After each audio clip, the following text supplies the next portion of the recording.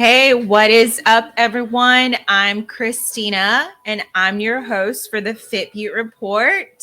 So today it's Thursday, and we're talking about the top three tech trends. Top three tech trends. What is the future of working from home? Digital workplaces. Many of us can agree that after the pandemic, we were affected and our world was transformed overnight. We were placed at home and we had to work from home. We had to learn how to adapt to this new way of working with our colleagues, with our bosses, and how to interact with people through digital technology on Zoom, on Slack, work productivity apps. This whole pandemic just transitioned everything for us in the way that we interact in the workplace. And a lot of us, we like working from home. And many employees enjoy being able to work in the comfort of their home while being amongst their family members, their family. Women were very impacted by being able to be around their children while still completing tasks on time to get the job done. Employers also saw the benefit from this by having lower overhead costs, and the pay and upkeeping was less since there was no employees going into the office. And right now, Google and all the big tech companies are having a difficult time getting employees to go back to work because it is a big deal.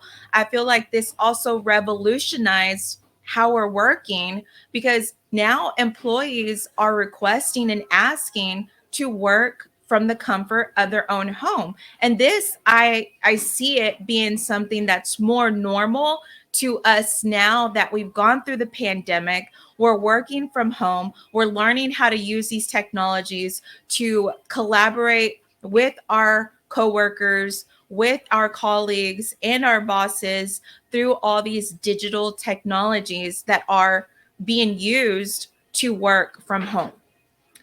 There is one I did notice though that there is one industry in particular, the beauty and retail industry, that just cannot work from home. There's no way that a cosmetologist who does your hair is going to be working from her home. If anything, state regulations say that this is something that they cannot do and it's illegal to operate out of their own home. And I don't know, many of you can agree with this. I enjoy going to my hairstylist. I enjoy seeing her, getting my hair done. She is my hair therapist, sharing with her, going into the nail salon to see my nail tech, to get my nails done, catching up with her on all the gossip and the 411, and of course, getting my feet done, getting pampered. It feels really good. This is an industry that needs face-to-face interaction, and you have to see the other person while you're working. The industry of beauty is a personal and more personal type of industry. You are connected more to the salesperson, to the person who is doing these services for you, versus other companies that don't really necessarily interact with their customer how an actual beauty professional interacts with their customer. The retail space as well. Salespeople saw the biggest effect from having to work from home if their whole life has been sales, sales, sales. And we can say that in America, a consumerist country, sales is a huge deal. So being a salesperson, that's a job within itself that has to have interacting with another person. How are you going to try on your shoes? How are you going to try on your clothes? How are you going to have that person help you try on your clothes? And to have an effective marketing plan, you need both online sales and you need both brick and mortar sales. Putting those together make an efficient marketing plan, and both of those sales combined are needed to be efficient with your marketing. So it's interesting what the future of the work from home is going to be moving forward. Tech trend number 2. So number 2 tech trend, touch-free payments, contactless touch. We can all agree that we don't like to carry cash anymore. I mean, we are in a new revolution of the digital currency with Bitcoin and everything. So contactless payments is something that is going to be a part of our everyday lives. We already saw this with Apple rolling out their Apple Card, using your mobile device to pay for your coffee, or with your, smartwatch, paying for your meter for your car. So all this contactless is going to be something that we're going to be seeing a lot more often. 90% of consumers prefer using contactless technology to pay to go shopping, and not many people are carrying cash with them anymore, and it's being more accessible and more easier for us to use Apple Pay, for us to use our mobile devices to make the payments when we do go shopping.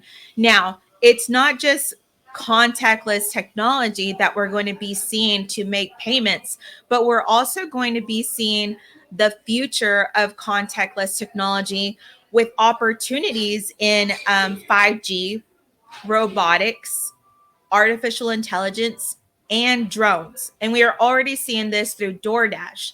DoorDash, you're ordering your food through DoorDash, and DoorDash is having it delivered to you from a drone, by a drone. A drone is dropping off your food.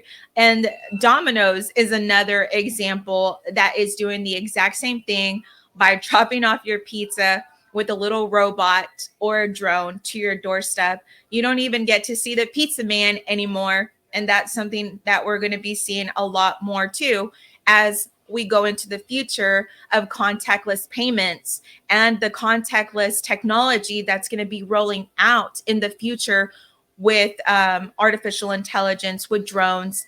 We're seeing it through DoorDash. We're seeing it through Domino's. Amazon has been doing this. Amazon was one of the first to roll it out, but I do know that a lot more other companies are going to jump on this and going to utilize it as well, because it's just something that all of us are getting used to, and it's becoming a lot more normal. So this also is reducing human interaction, but it's also improving the way that we transport, that we are using, how we get on board to the airplane. When you're boarding the airplane, there are augmented reality that is going to be used for facial recognition. They're going to be able to scan your face, and it's going to facially recognize you to board a plane, to drop off your bag when you are going on board.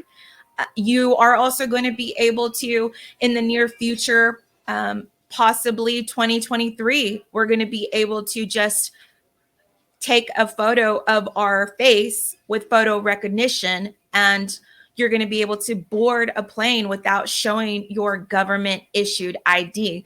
And they might do away with government issued ID. I don't know, but I do know that you're going to be able to board your plane with just facial recognition.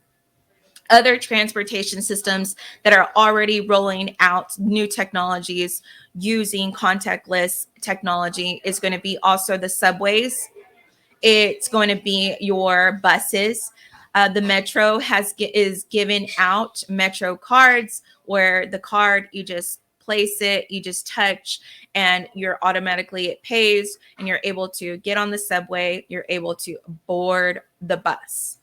And it's creating a faster, safer, more convenient world for all of us. I mean, we're going to spend less time shopping, enjoying more time with our friends and family members and everyone we love to hang out with. It's easier access to healthcare when you're able to just show up on a screen, tell the doctor your symptoms, be diagnosed, and it's the less spread of germs. Not to mention, it's going to help us in many, many tremendous ways. Contactless technology is a trend that is here to stay. Trend number 3. So, online learning. How many of us go to school? Many of my friends go to school. Many of my family members were enrolled in the university during the pandemic. And many of my friends' children were enrolled in the school systems during the pandemic. And that completely changed during the pandemic, where we saw online learning take its most increase in productivity for technologies, when we had to go online for the education system had to roll out everything online. The education system wasn't even prepared for that, but it was done. And they weren't prepared for it because they didn't ever expect anything to happen like this, with technology being what was going to bridge the gap for students. And this is great for the technologies in the actual online learning sector, because we saw more e-learning software being designed, more apps to help with tutoring, and there was more teachers who had to be one-on-one with their students virtually. If we saw anything else, we saw that it was very helpful for students to get this tutoring that they didn't receive before the pandemic. But then also too, teachers were not equal in the classroom when they were in person. And if it was affecting students then, it's going to drastically impact students now that there's a huge digital divide with the disadvantaged student and an advantaged student. When an advantaged student has a laptop from home that's being able to do their work and complete their learning, complete their schooling, with a disadvantaged student who doesn't have a laptop, who doesn't have access to Wi-Fi, and not able to complete their school online. And this right here is going to be seen now that we're going back to school. So we are going to see what is the future of online learning, and how we're also going to see how it impacted students, how drastically and negatively it impacted students for those who don't have technologies that they were able to use. And we still need to see if this reduces and does not contribute to the inequality of education for students. The digital divide is going to be here. We're going to see it, and we're going to see it now more than ever when students are going back to school. And this is really important for us to take note that this trend, this online learning trend, we need to make sure that it does not contribute to the inequality of education for students. So these are the top trends that I presented to you guys here today on the Fit Beaute Report podcast. What are your thoughts on these tech trends? Are these tech trends here to stay? Do you agree with these tech trends? Is this something that you feel like is going to affect you in the future? Any of these trends that I just listed? Let me know in the comments. And as always, guys, thanks so much for tuning in to today's podcast and lending me your ears. As always, peace and love.